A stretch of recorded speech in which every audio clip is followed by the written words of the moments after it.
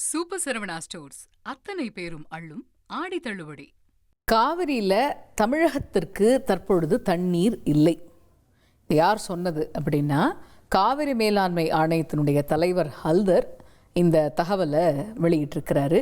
எங்கே அப்படின்னா, டெல்லியில் காவிரி மேலாண்மை ஆணையத்தினுடைய 53வது கூட்டம் நடந்துச்சு. அந்த கூட்டத்தில் காவிரியில் தமிழகத்திற்கு தற்பொழுது தண்ணீர் இல்லை அப்படின்னு காவிரி மேலாண்மை ஆணைய தலைவர் ஹல்தர் ஒரு தகவலை தெரிவித்திருக்கிறார். அது தொடர்பான முக்கிய செய்தியை நாம் பார்த்துக்கிட்டு இருக்கிறோம். கர்நாடக அணைகளில் குடிநீர் தேவைக்கு மட்டுமே தண்ணீர் இருக்குது, அதனால் தமிழகத்திற்கு தற்பொழுது தண்ணீர் இல்லை அப்படின்னு சொல்லியிருக்கிறாரு. கூடுதல் விவரங்களை கேட்போம். செய்தியாளர் பாரதி ராஜா இணைகிறார். Bharathi, over to you. காவிரியில் தமிழகத்திற்கு இப்போ தண்ணி இல்லை, கர்நாடக அணைகளில் குடிநீர் தேவைக்கு மட்டும்தான் தண்ணி இருக்குது அப்படின்னு காவிரி மேலாண்மை ஆணைய தலைவர் ஹல்தர் குறிப்பிட்டிருக்கிறாரு.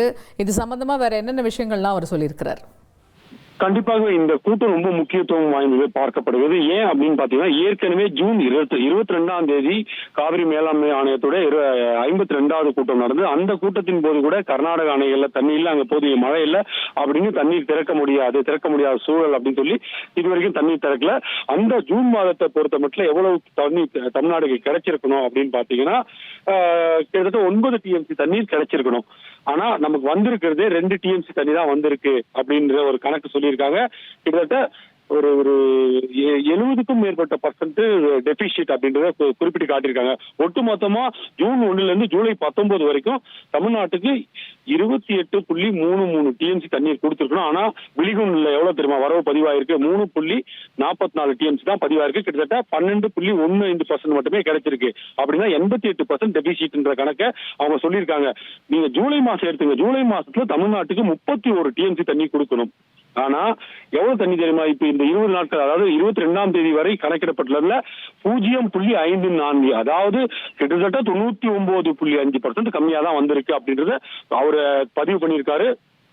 அது மட்டும் இல்ல, இந்த நிலை தொடரும். ஏன் அப்படின்னு பாத்தீங்கன்னா, இந்த நேரத்துல எல்லாம் கர்நாடக அணைகள் அதனுடைய கொள்ளளவுல 75% எட்டிருக்கணும். ஆனா இப்பவும் கர்நாடகத்துல மழை குறைவு, சூப்பர் எல்னினோ இது போன்ற விவகாரங்கள்ல கர்நாடக அணைகள்ல தண்ணி இல்ல.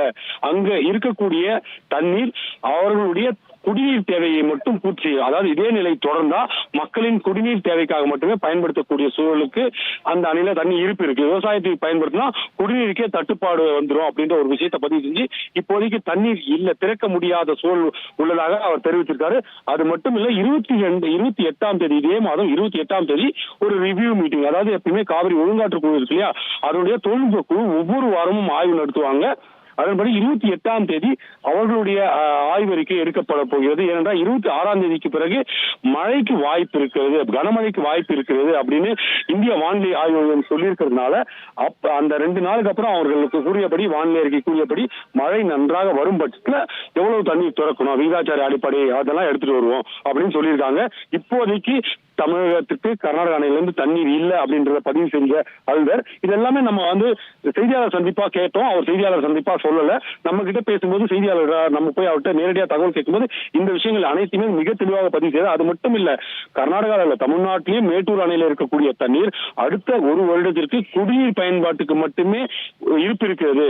இந்த நிலை தொடர்ந்து ஒருவேளை வறட்சி ஏற்படும் பட்சத்துல அங்கிருந்தும் விவசாயத்திற்கு தண்ணீர் பயன்படுத்திவிட்டால் மக்கள் குடிநீருக்கு இயங்க வேண்டிய சூழல் உருவாகிடும். எனவே 2 மாநிலங்களுக்குமே நாங்கள் அறிவுறுத்தியிருக்கோம், குடிநீர் தேவையை தவிர வேறு தேவைகளுக்கு நீரை விடக்கூடாது அப்படின்ற பரிந்துரையை 2 மாநிலங்களுக்கும் வழங்கியிருக்கோம் அப்படின்ற விஷயத்தையும் ஹல்தர் தெரிவித்தாரு.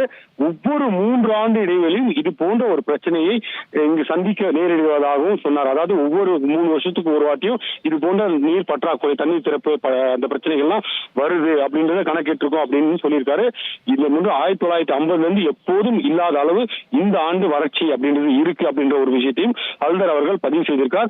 28ஆம் தேதிக்கு பிறகுதான் தெரியும் தமிழ்நாட்டுக்கு தண்ணீர், அதாவது கர்நாடகாவில் மழை பெய்யும் பட்சத்தில் தண்ணீர் திறப்பு இருக்க வாய்ப்பு இருக்கிறது. ஒருவேளை மழை இல்லை அப்படின்னா, எதிர்பார்த்த அளவு ஐஎம்டி சொன்னபடி, வானிலை ஆய்வு மையம் சொன்னபடி மழை இல்லை அப்படின்னா தண்ணீர் திறப்பு இல்லை அப்படின்றத ரொம்ப நேரடியாகவே சொல்லிட்டாரு ஹல்தர். விரிவான விவரங்களை வழங்கி வைக்க நன்றி பாரதி. சூப்பர் சரவணா ஸ்டோர்ஸ் அத்தனை பேரும் அள்ளும் ஆடி தள்ளுபடி.